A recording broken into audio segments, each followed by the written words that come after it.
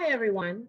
On behalf of the Executive Director, Sharon Ridley, and the Deputy Executive Director, Kimberly Osborne, welcome. Thank you for attending today. You are muted and this training is being recorded. I have opened the chat and Q&A boxes. Please place any questions that you have in the Q&A box and we'll address them to all panelists. I want to let you know that this training is part of our Vet Talk Procurement Readiness series. What is that? Well, as you know, a lot goes into the procurement process. It's a lot of information. This new series is intended to break down the procurement process so that you, the small business owner, is receiving all the information that you need during your procurement journey. During this session, questions regarding the advantages of using a SBL, the role of an SBL, and specific questions on engaging with an SBL as it pertains to RFIs, RFQs, solicitations, set-asides, and other forms of communication will be answered during this session. For those that have additional questions, we will capture those questions and provide a response. This training is intended to provide strategies, best practices, and resources for a small business to use when preparing to do business or even engaging with VA. This training also does not guarantee a contract or award from VA. My name is Wendy Bray, and I'm the Federal Lead for the Education and Training Portfolio for SOC's Office of Small and Disadvantaged Business Utilization. I have here with me today my colleague, Curtis Brandon, and our director, Chanel Bankston Carter. If you are having any trouble hearing us, please turn the volume up on your computer or the mobile device you are using. For those of you unfamiliar with VA's Office of Small and Disadvantaged Business Utilization, the VA's mission statement is clear: to care for him who shall have borne the battle for his widow and his orphan. Simply stated, we are obligated to not only care for and support the veteran, but their loved ones as well. Here in OSDBU, our mission statement directly aligns with this thought through the prioritization of enabling veterans to gain access to economic opportunities through our policies and programs, informed by customer feedback that improve market research, increase direct access, and maximize the participation of procurement-ready veteran-owned small businesses and service-disabled veteran-owned small businesses in federal contracting. With respect to doing business with VA, we are vets first, but not vet only. Further, the strategic outreach and communication statement directly ties into the VA's 5 core values in that veterans and small businesses have earned our respect. So we strive to do everything with integrity and excellence. And we are committed to advocacy for small businesses through awareness of VA small business programs and resources. Today, I am joined by Kenneth Dougherty, Small Business Liaison for VISN 5. VISN 5 covers the areas of Maryland, the District of Columbia, and portions of Virginia, West Virginia, and Pennsylvania. During this virtual straight talk, straight answer chat on through the eyes of a small business liaison, perspective, and preparation needed for doing business with VA, you will be provided with information on what exactly an SBL is, the role of an SBL, what an SBL can do for you, when to engage with an SBL, how to management expectations, and a perspective from an SBL on how to do business with VA, as well as a straight talk with straight answers on you if you are ready to do business with VA. We will also look at the new normal for contracting with VA. And lastly, we will talk about resources and changes that are taking place at VA with procurement opportunities. Now I will turn it over to our guest speaker to introduce himself and tell you a little about his history at VA and background in the procurement contracting world. Hey, good afternoon, everyone. Thank you, Wendy, Chanel, and Curtis for inviting me to participate in today's event with OSDBU. A little bit about myself. My name is Ken Dougherty. I have 2 little boys, ages 2 and 4, and they are my pride and joy. They make me get up every morning with a big smile on my face. I've been working with NCO 5 since May of 2021. Prior to my role as a small business liaison, I was a warranted contracting officer for 7 years with the National Cemetery Administration. Prior to that, I was spent 3 years at the Naval Health Clinic Quantico as a contracting officer representative there for all the contracts. Basically, a lot of the services there involve personal service contracts, non-personal service contracts, and there was approximately 120 FTEs at Quantico and its 4 satellite clinics, which range from DC, West Virginia, and Virginia. Additionally, I served as the assistant to the director for administration at the Naval Health Clinic Quantico. And I was also a medical lab technician. I worked at Quantico again as a civilian, and also right as I was on active duty during my last tour. And prior to that, I was also a hospital corpsman second class, serving with the Marines. I spent 6 years active duty, and I really enjoy serving the public. I really enjoy helping out small businesses, and you know, I'm here to help you guys in any way I can, and I really look forward to today's event. And I also look forward to you know, helping you all any way I can. So thanks for this opportunity. Thank you for that, Ken. And thank you for being here with us today. We often refer to the small business liaison as our boots on the ground, the collaborator, facilitator, the acquisition doctor, and so many other names when we talk about the role of the SBL. We're still dealing with this COVID-19 pandemic. However, many states have reopened completely, and VA never stopped working as we continue to serve our veterans. This is good news for the economy. SDVOSBs, VOSBs, and small businesses are playing a major role with the services and products that we provide our veterans here at VA in healthcare, benefits, cemetery, IT, construction, and so many more things for VA and the communities in which we live. The role of the SBL is pivotal to VA and the small business community. Let's talk about what a small business liaison is and what is the role of an SBL. Sure. So my primary role is to act as the bridge between the private sector, business community, and our contracting shop in NCO5, which again is Washington, D.C. and West Virginia. And we have some clinics in PA and Virginia. So as part of that role as the bridge, I meet with small businesses one-on-one. I get to learn about you know, who they are, where they're trying to go, their experiences, their maturation levels, and try to identify and kind of get a good picture of who I'm dealing with and where they're trying to go, as I said. I do SAM profile reviews, Vet Biz profile reviews. Get into that later on the why of that.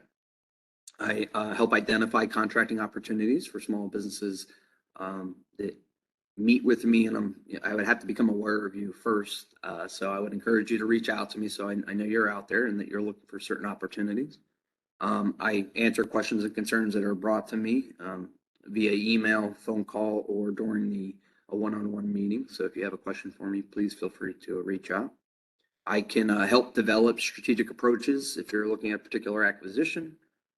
A benefit as a former contracting officer and having put together contract requirements, I do have an advantage of knowing, based on the language and the solicitation, what the government's really saying, what matters most to the government in many instances that are not, you wouldn't otherwise know. Okay, but there are a lot of signs and signals that one can pick up on if you know what you're looking for. So that's something I can definitely help with. And developing the strategic approach kind of falls into my number one foundational priority when I'm dealing with small businesses, which is resources. I understand as a small business, you have limited resources. So if I can help you identify the most fruitful opportunities, I'm more than happy to do that. Determining business readiness, another key role as a SBL. I attend conferences, workshops, and I guess I'm the face, unfortunately, of the Washington, D.C. area for our area. But no, you may see me at a conference or a workshop. I do training internally for our staff. But with that said, if there's ever, and I would say, if there's ever something where multiple small businesses came to me with similar issues or problems, it wouldn't be beyond my imagination to try to get a class together and kind of go over some concerns that I'm hearing in the business community.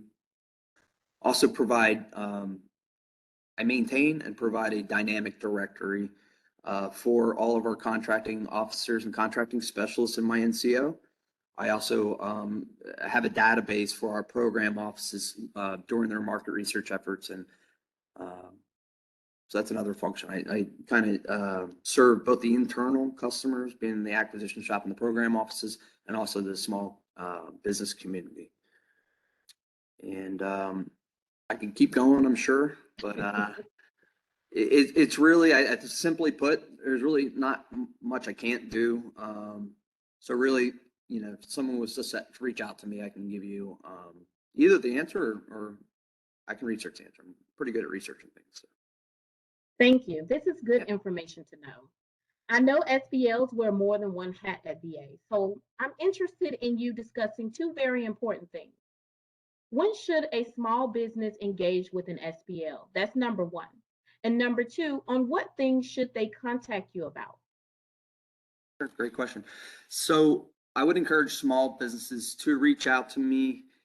To be honest, I would say any stage. And the reason I say any stage, and I'm kind of opening myself up, the reason for that is because knowing the VA, knowing what we buy, how we buy, I will be a straight shooter with you if you come to me and you have a business idea, and based on where you're at, I may encourage you to move forward, or I may perhaps look at other opportunities, and maybe based on your position in the market where you may be better served. So an example of that is our service, our unique as a VA, as an agency, we have something called the Rule of Two, and that is a mandatory set aside process that the VHA as a whole has to go through. And with that said, if there's a small business, let's say in construction, where there is a large number of service disabled businesses, and perhaps you're a small business, maybe contracting in our region is not going to be worth your time and effort. Okay. But with that said, it doesn't mean that I'm not going to help you. Really what that means is I will do some research and continue to work with you to find where opportunities can exist for you. Okay. So you can look at me as a coach, a navigator, as a helper. I'm here for all these things. But to answer your actual question, so when should they reach out? I would say, when they get the idea that they want to form a business and go that route. The worst they can say is, or no, there is no worst case scenario. It's really just, you can come to me and I can give you my thoughts and ideas, and it would simply be recommendations. I don't instruct people to do anything. But so the SAM account is generally a very good first step. And the reason for that is because once you establish a SAM.gov account, then you're quote unquote ready to receive contracts from any federal agency, not limited to the VA.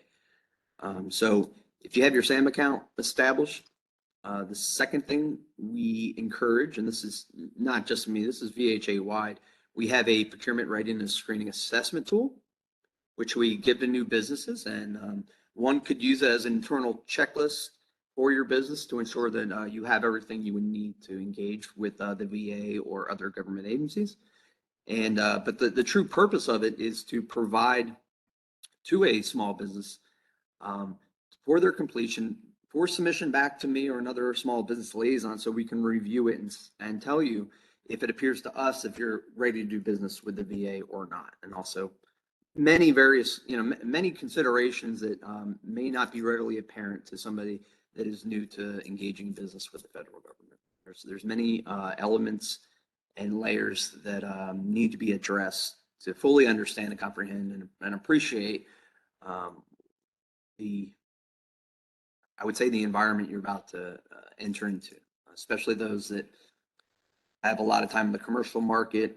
The shift can be dramatic, and anyway, there's a lot of things that go with it. So contact me early and often, I say. Thank you. You provided some really straightforward information. But now let's talk about managing expectations. And what does that look like?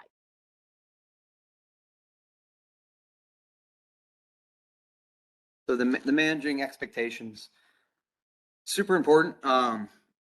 As I brought up earlier, based on I I generally start off with our one-on-one meetings. Whether I receive a procurement readiness screening, you have a SAM, I don't mind meeting early on. And the reason for that is to address the question of becoming a straight, or not becoming a straight, being a straight shooter and know exactly where you are in the race and the market position that you hold relative to what we are buying.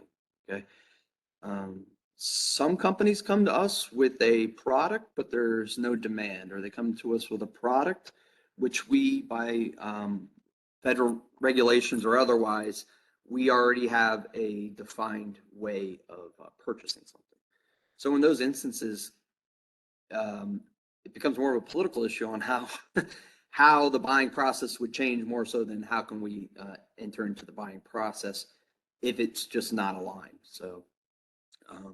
But the key is meeting one-on-one so I can understand where you're at and tailoring a path forward you accordingly. After each meeting that I have, I do provide small business resources. I have a list currently of about 200 small business resources that cover any number of things that small business may want to know when dealing with the DC metro area, and many other small business resources being DoD, NIH, HHS, any one of those, anything that's germane to kind of medical healthcare field, the medical field, procurement field. I do have resources for those. Another element that I provide is a tailored version of that small business list based on our conversation, so you don't have to go through the entire list. Another thing that I have is a illustrated SAM search guide that one can use to identify the specific opportunities on sam.gov for our region. Thank you. So to go along with what you just said, think about it now. Are all small businesses ready to do business with VA? Or should they have a candid conversation about their business, their past performance, and how they mitigate risk to themselves and the buyer, in this case, VA?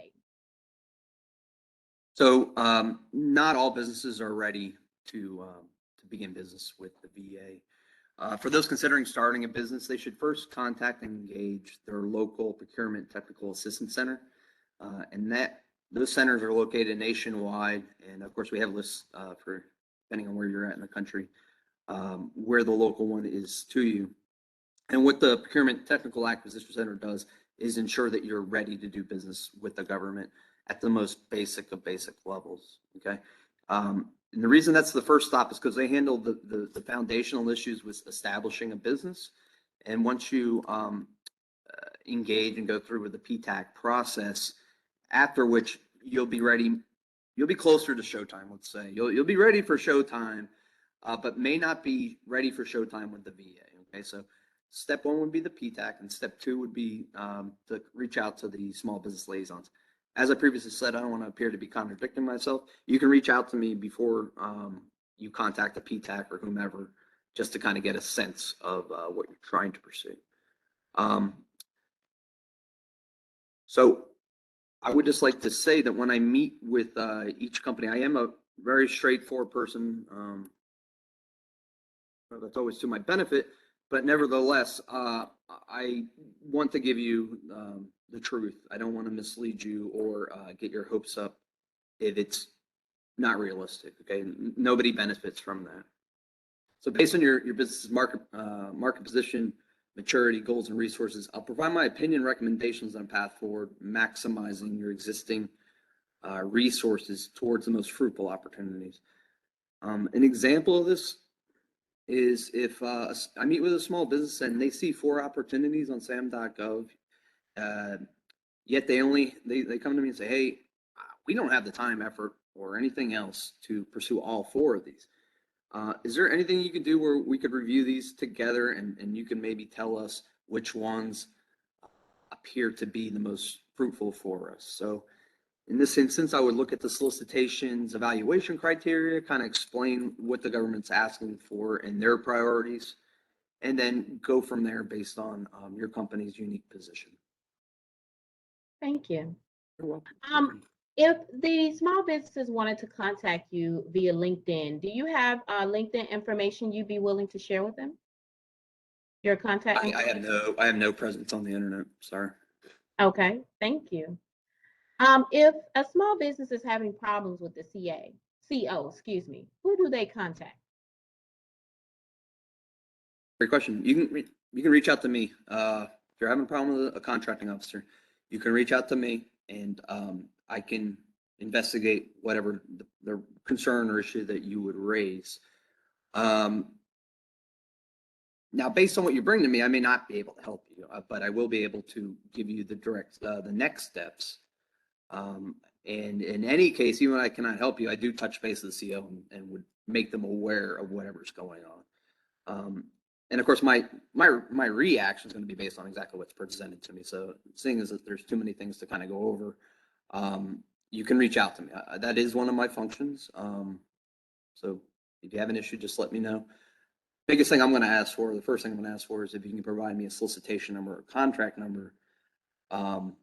That way I can get right into the investigatory, process. Let's say.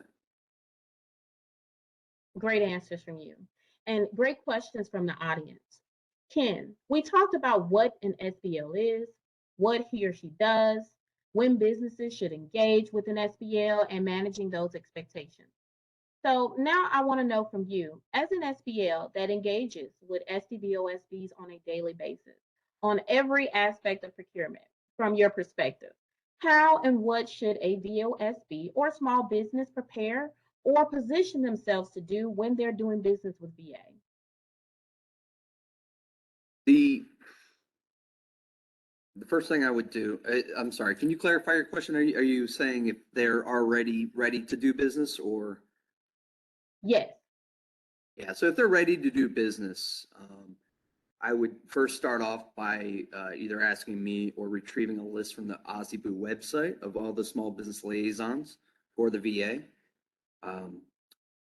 You would want to also identify what area, if you're a new business, what area you're thinking about maybe first penetrating, if it's going to be based on geography, based on the needs of the clinic, what have you. I would need to know what exactly you're looking for. And once I understand what you're looking for, I can then help you along the next steps. That's basically, it would have to be one of those things. It's a case by case basis. Besides the individual elements of having, your SAM and everything ready to go, it's a matter of then networking, getting your name out there. So as I mentioned, contacting the small business liaisons for the VHA. There's also there's offices called the MBDA, and they're a functionary of the Department of Commerce, and they have their own directories, and they also locate their own small business opportunities. The SBA also has offices set up specifically for veterans and small businesses. I recommend just contacting all these different entities, getting your name, your business's information in their local directories, because it's very frequent where requirements come across my table. And in addition to maybe a source of thought that I may put out, I also reach out to these other small business offices and say, we have a requirement, we want to set it aside for small business. I can't find anybody. Do you have anybody that that can, fulfill this need? The goal is to drive all these dollars, your way as a small business. So ensuring that all the small business offices are aware of you would probably be the best first step, I would say. Okay. And so what about those businesses that aren't prepared or they are trying to get prepared to position themselves to do business with VA? Yeah. So if they're not prepared, depending on the definition of not prepared, they may need to go to the PTAC to get the fundamentals together. But again, you can touch base with me, and just say, hey, this is where we're at. This is what we want to do. What's our next step? So, when in doubt, I'm the perfect person to reach out to in terms of next steps. Thank you. I am empathetic about understanding a business market position and resources available to the small business. So unfortunately, many businesses start a company that is based on personal past experience, hearsay and misinformation and speculation. The result of not accounting for the above is manifold, but the end result is the pursuit of offering a service or supply that may not be needed. There is lower than expected demand, entry into a market already saturated with a particular business type. Based on my observation, businesses have a product or service brought to the market that what can be done to avoid this. So we did have a question that came in this morning that I would like to ask you. Are there plans to create an onboard mechanism to vets too?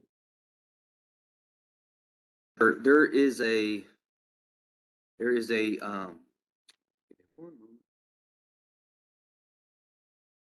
yeah, there is currently the Vets 2 program is available through gsa.gov.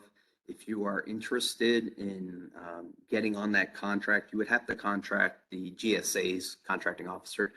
I can provide that information after today's event. I know the current contract, the end of the first option year ends in February 2023. And then the next option period is a 5-year option period. So in terms of complete recompete of the requirement, that would end if they extend the option year. I believe it expires in 2028. But nevertheless, if you were to go to the GSA website, it does state on there that this, in addition to having a full list of all the contractors on that contract, which you could potentially sub under or partner with, they are constantly they have a minimum threshold of vendors they need on those contracts. Okay, so it's an ongoing cycle for them to ensure that they have sufficient numbers of vendors on that contract. So as I first stated, you would have to reach out to the contracting officer at GSA who handles that contract and tell them that you're interested in participating on the Vets 2 contract.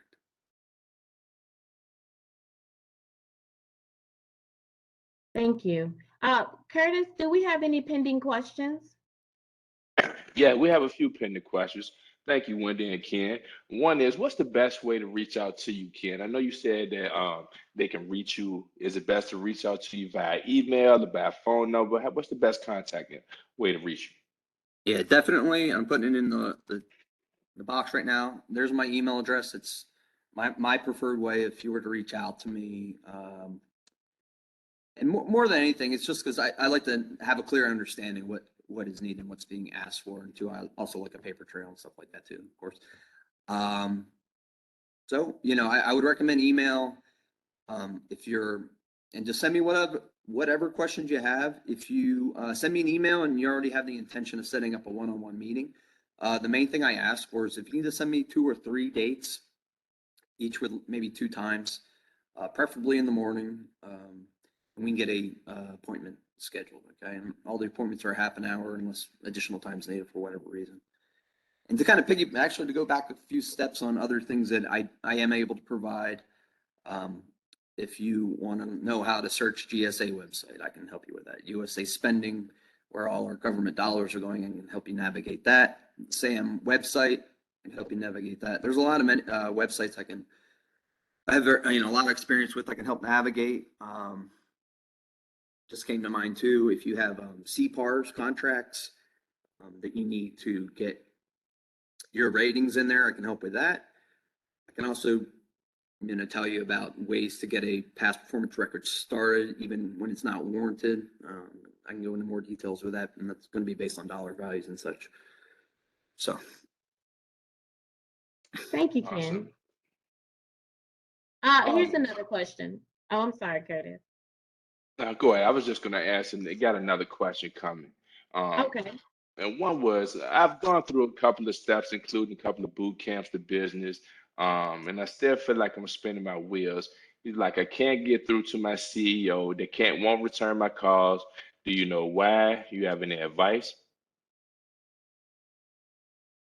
I would have to see. This is a situation I would have to really understand. Which CEO or CEOs are you talking about? I can help with all these things, yes, but I would need to know much more information to kind of give you a substantial answer. Thank you. But actually, if I may add on to that, so in situations where a business comes to me and says, "Hey, I'm trying to respond to source assault. I'm trying to get in touch with the CEO. I'm trying to get answers for X, Y, or Z." One, I can educate you on your rights in terms of, as a small business, what is the government responsible to do when you ask questions. So I can educate you on all the responsibilities from the government's end. I can also, and I enjoy doing this, is helping businesses prepare a response or ask questions. Knowing the whole contracting lingo and regulations, I can help you form very pointed questions to get very specific answers. And the way I can really help you do that is I can help hold the government accountable. I know exactly what you're entitled to. I know what their responsibilities are. So if you bring to me a problem, a concern, what have you, I will see how and if it fits into our regulations, and if you are receiving services, responses that are due to you.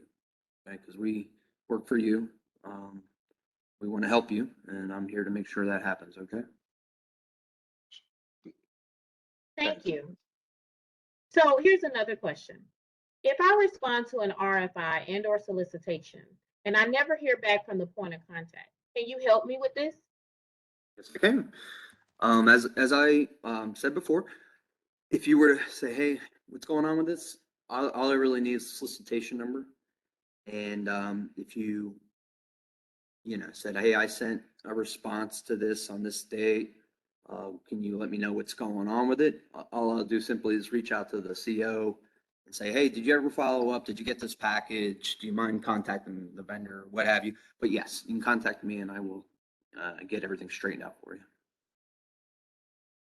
So if I have an innovative product that currently VA is not soliciting for, can you help me to get in front of the right person to present my ideas?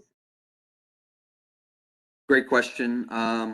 So I can, but I can help, and I can introduce you to our small business to a program office. Unfortunately, although there is a responsibility from the government's end to meet with small businesses in order to keep abreast of the market and technologies and what have you, I cannot compel government customers to meet with you. But with that said, or not we so much, but there is a new website that's online called Pathfinder, and it is a new website that they're establishing for small businesses, or for all businesses wanting to present their products to the government as an official entry point to submit their product information, which ultimately the program offices, so the customer end of the equation, will have access to your information if they are looking for said new technologies or solutions to whatever problems they may be having. I know the site is live, although it only came online last week. So the results kind of pending on how that's going to work out, but we are hopeful, and this is a express need to have a portal of entry for all you small business out there with the new technologies to get in front of the audience, because it is extremely hard. When I meet with small businesses, I hear a lot of this frustration. Hey, I want to get in front of the customer. I want to get in front of the customer. I would say, I was in a clinical field for a while. Getting these people's time and attention is not the easiest thing to do. And of course, anybody that's worked around dentists or doctors, a lot of them have their preferred, products, instruments, what have you. So there are a lot of barriers to overcome, and I think medical field is pretty unique in that sense, due to the variety and specializations of things being put in use. Thank you. So if something has not been set aside for an SDB or SB, are you able to help them potentially to get this set aside? Potentially, sure. So the way the acquisition planning, this is another, a lot of these scenarios, just so everybody is aware, are so nuanced based on the circumstances, the timing, whatever's predicating these questions. But if a small business comes to me and they notice something was not set aside, the first question I would ask is, was there a source of sought? And maybe they don't know. So they say, well, you're asking me if there was a source of sought. How about you tell me, was there a source of sought? And I'd say, okay, let me look. There was a source of sought. Did you respond to the source of sought? If it's a no, I'd say, okay, well, and I can go through and explain the acquisition planning process, but it's, in the scenario and the threshold that the government is held to is that we do our due diligence during the market research process. And if we came to the conclusion there's not, based on our regulation, there's 2 or more qualified and capable service table vendors, we can't set it aside because we're not meeting the regulation. We're not meeting the regulations requirements. Now, the advice I do give in situations like this, if a company said, hey, I saw something, I may have missed the first thing, now they see it's set aside this way or the other way, I always encourage them to keep tabs on the solicitation, because just because the solicitation's posted, there's no assurance, and you shouldn't presuppose that it's going to end up an award. Things, we don't get responses back, we get high costs, technically unqualified people, and then that solicitation will go back out again. So when you notice it, it may not even be the first time that it's been out for solicitation. So it's one of those scenarios you would have to come to me and give me the specifics on, and I can do some research on my end and look through all our systems and give you a timeline of what happened and when it happened, provide guidance moving forward. Thank you. So in your opinion, how important is market research and small businesses understanding the benefits of doing their own market research? I think it's of the utmost importance. I personally would not even dream of beginning a business myself unless I understood if there was a demand for what I have, who would be buying what I have. And you need to understand the market. Otherwise, you're jumping into a swimming pool, pitch black midnight. You don't know what you're getting yourself into. So market research, you would want to know. And there's a website called usaspending.gov. What I would do personally is I would go to USA Spending.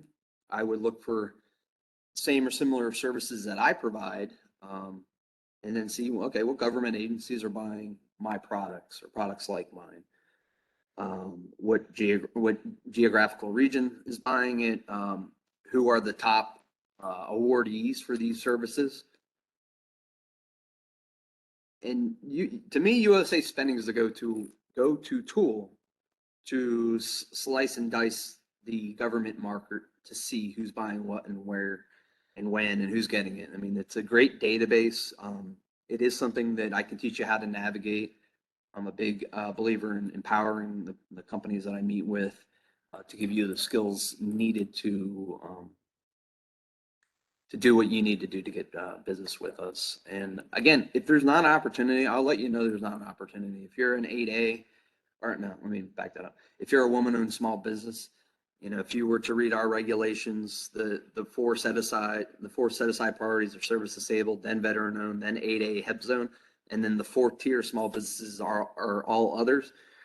So in an instance where hey, I'm a woman-owned small business, okay, you would fall on the 4th priority level of our tiering system, and based on your product, your service, what have you, I could kind of give you an indication whether how likely or unlikely obtaining contracts may be. So would you recommend that small businesses educate themselves on macro and microeconomic courses?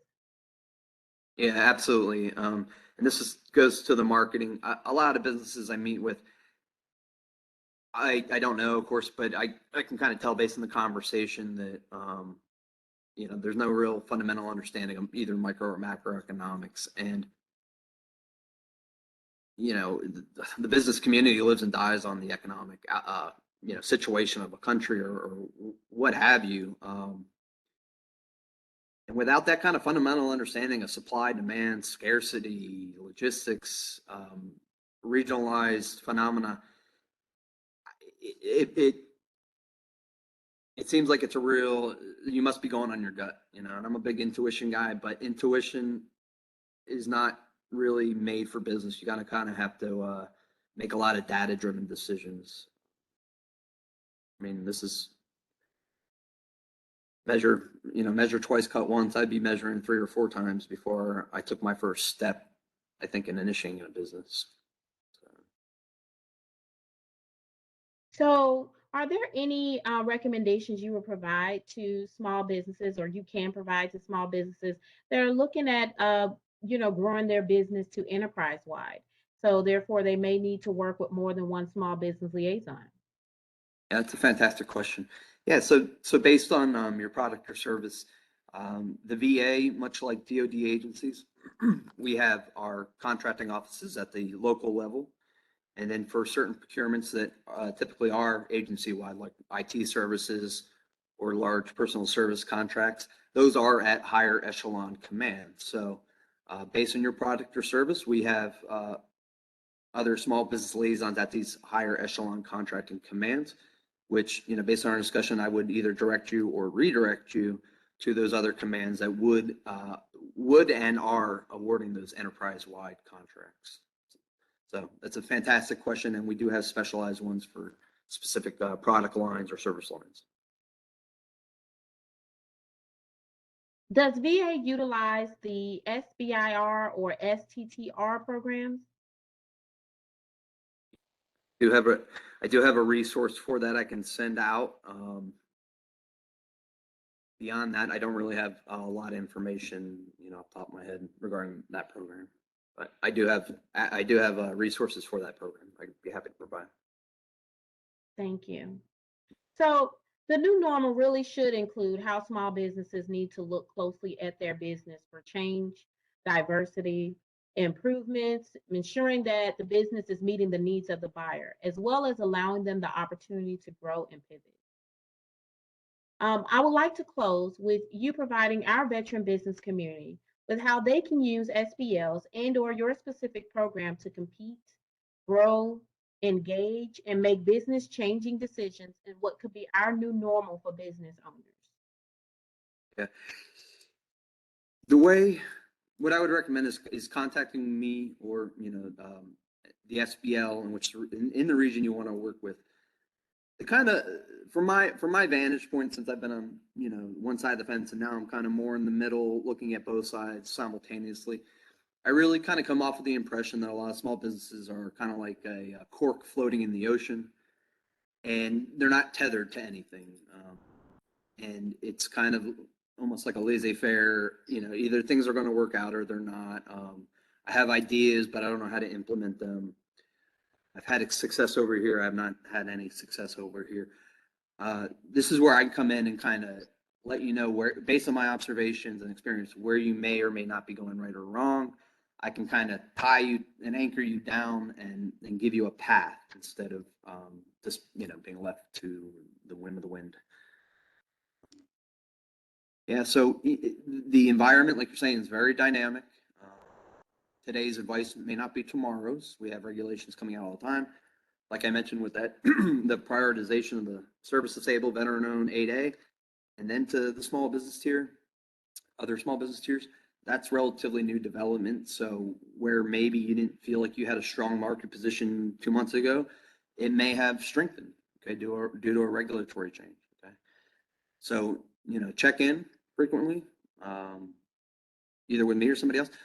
I would say too, different SBLs all have very different backgrounds and experiences, knowledge-based techniques of their own. So, yeah, let's say, you know, you're just only trying to do business in NCO5. That doesn't stop you from reaching out to the other SBLs to kind of pick their brains and see what advice or guidance they may have for you as well. Thank you. Are you able to give a brief reason of why the non-manufacturing rule has become a new requirement? Not a new requirement.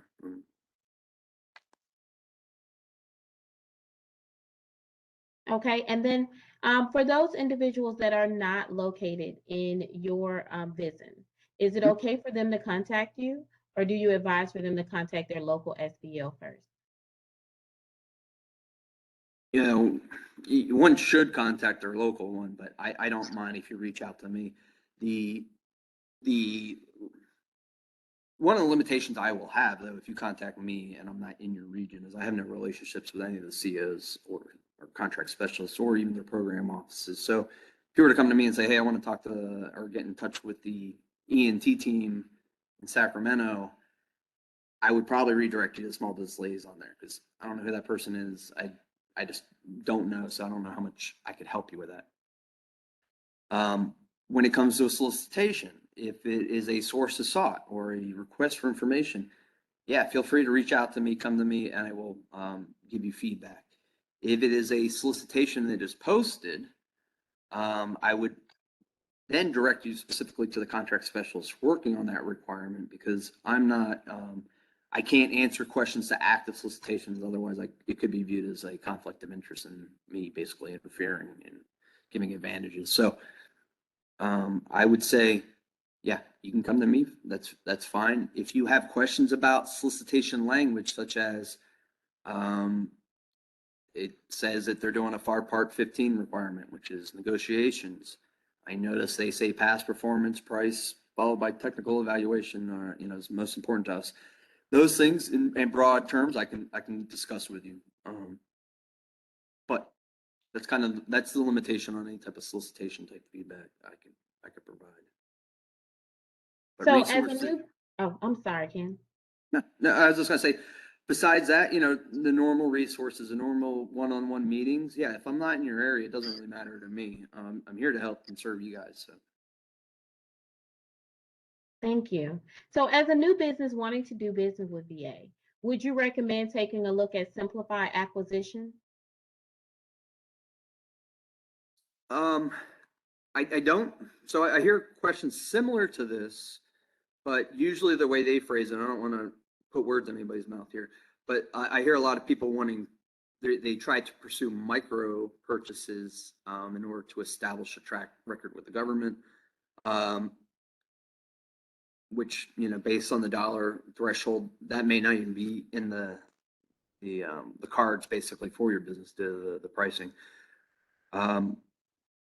But so here, I guess here's the thing. If you're pursuing solicitation, if you're a new business pursuing solicitations under the simplified acquisition threshold, that your chances are going to be better than pursuing things that are above. And in my estimation, the reason would be is because they're going to use a comparative evaluation most of the time, or a lowest price technically acceptable evaluation criteria. And the reason that is more potentially fruitful for you rather than things that are above the SAT is because when you go above the SAT, they most likely will change over to a FAR 15 requirement, and then past performance really starts coming into play in terms of the scoring element of it. Okay. And I can go into more details, but I think that should address your question. All right. And so where do small businesses go to locate information and micro purchase opportunities? Yeah, so micro purchase are not posted anywhere. Micro purchases, if you can imagine, we have the contracting shop over here. Micro purchases don't go through contracting whatsoever. The ones that are holding the purchase card holders are generally the person sitting at a front desk at medical records or any other department that you may encounter.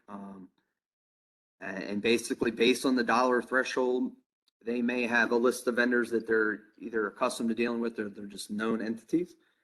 And the process is simply picking up the phone, asking for a quote, and then swiping the card. So there is no forecasting of these things. They're not budgeted items, and they're not coming through the contracting shop. So with all those things said, it's really the advice I would give you, if you're really trying to seek micro purchases, the only advice I can give you is to hit the pavement, introduce yourself at the facilities, and ask, hey, may I speak to the purchase card holder for this department? I would like to give you my materials, just so you're aware that I'm here, and I accept the government purchase card as a method of payment.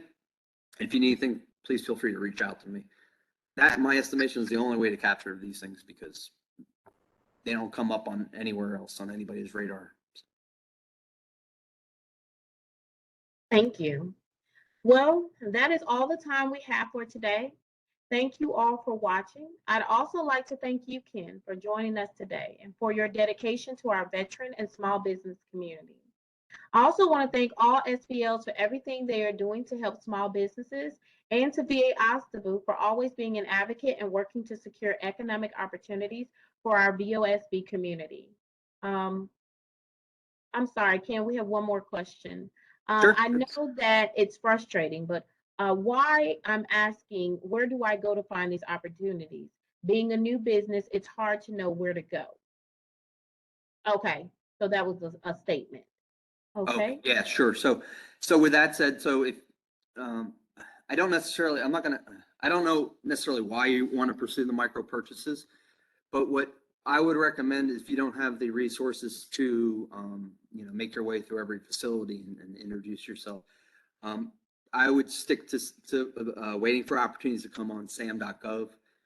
Everybody that everybody that attended today's training, I'm going to have a illustrated SAM search guide to identify our NCO 5's opportunities that are active on SAM, so you can see what is available there. Thank you. So, Ken, do you have any parting words? Yeah, I do see a question about DoD. Can I help with DoD? Yes. Sure. I mean, I work DoD, familiar with DFARS and all that kind of stuff. So yeah, you can reach out to me. I will help you in any way I can. I'm not, yeah, any way I can. Just reach out with your question, and I will let you know my opinions and my thoughts. And if there's anything definitive, like a regulation, I'll be happy to give you my solid answers. Otherwise, it's a lot of recommendations and just kind of, opinion-based responses. And but in terms of parting words, hey, I'm here for you. I support you. A little bit of extra background. I'm a very risk adverse person. Okay, when I see entrepreneurs and people really taking a leap, I'm your cheerleader. Okay, because I don't have it in me. I do appreciate it, and I do get excited seeing people take risks. So just think of me as a cheerleader and somebody to help you out. Okay. And I do thank you, Ken. I do see one more. Does a small business have to accept government credit cards to be considered for a potential contract or award? No, for a micro purchase they would, but besides that, there are instances where there's contracts that will have a government credit card accounting line on there, allowing the government to pay for specific products or services with a credit card. But you would be well aware of that before it was actually put into place. So, to answer your question, only for micro purchases do you need to accept the government purchase card. I saw somebody else come through. What about the big conference? If you're talking about the conference on the 16th in DC, I will be there. And I believe OSDBU will have another table there as well. So I will be at that conference. Yes, we will. Okay. Thank you. So everyone, please join us tomorrow and Wednesday as we introduce small businesses to the United States Agency for International Development, USAID. And we'll also be conducting our Doing Business with the Department of Veteran Affairs training. You will receive an email shortly with all the resources Ken mentioned here today. It will also include the links to these upcoming trainings that you see on the screen right now for this week. After this training concludes, a short survey will appear, and it should take no more than 3 minutes of your time. Please respond. We use this as part of our continuous service improvement effort. Again, thank you everyone for joining us today, and we look forward to you participating in our OSDBU trainings. Thank you all for those who came in attendance. And my email address, if nobody saw it in the box, it's kenneth.dougherty@va.gov. Okay. Thank you, Ken. And we'll make sure in that email we send you that you guys have his contact information as well. Thank you, Wendy, very much for putting, and Curtis and Chanel for putting this event together today. I know you guys have a strong enthusiasm for helping out the small businesses, even more so than I. So thank you very much for your commitment and dedication. You're welcome, and thank you for attending. And thank you, everybody. Oh.